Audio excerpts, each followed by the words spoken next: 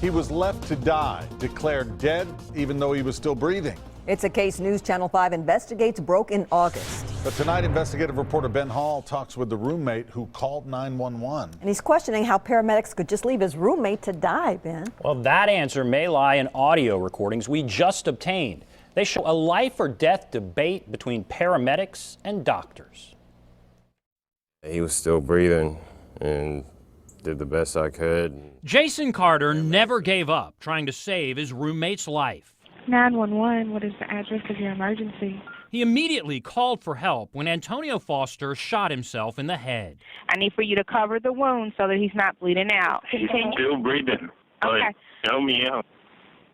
Did the best I could, and I mean, the paramedics initially got there really quick. When they arrived, police took Carter downstairs and paramedics took over. He's still having no respiration. Radio traffic shows paramedics called Vanderbilt doctors and said although Foster was breathing, he had no pulse and a devastating head wound, and asked them to make a life or death decision. This is going to have to be your call completely on whether or not we terminate or we transport.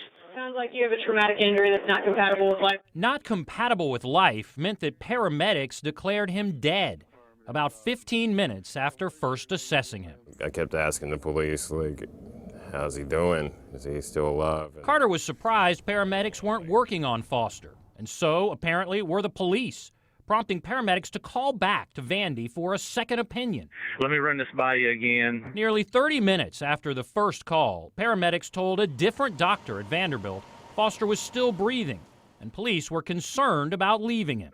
We understand this is a very difficult situation. In this situation with an injury that is obviously incompatible with life, we feel very comfortable with your all's decision to terminate resuscitation. So an hour after arriving, paramedics left. We'll be returning to service. It's going to be a VOA. Even if it is like a weak chance or whatever, you think they would have still tried. Jason Carter still worries about whether his friend suffered. I don't know if he was conscious or what, but just laying there and seeing all this going on and nobody's doing anything.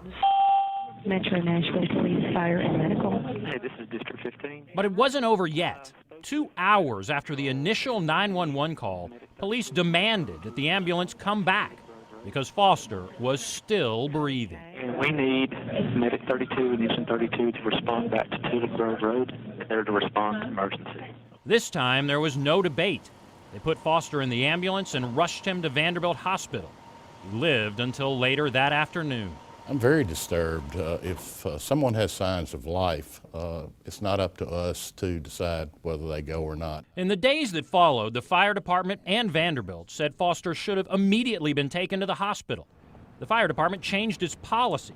Now, if a patient is breathing or shows any signs of life, he would be transported.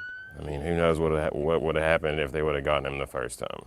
Jason Carter is still haunted by that night, how he fought to keep his friend alive, and then the fighting stopped.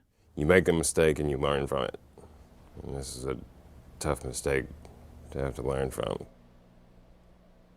Vanderbilt said it has not disciplined the doctors who made this decision. A statement said doctors used their best judgment, but privacy laws prevent further comment. Just a bizarre story. It really is. Thanks, Ben. Well, you can go to our website to see our past reports on this case. Go to the Investigates page at newschannel5.com.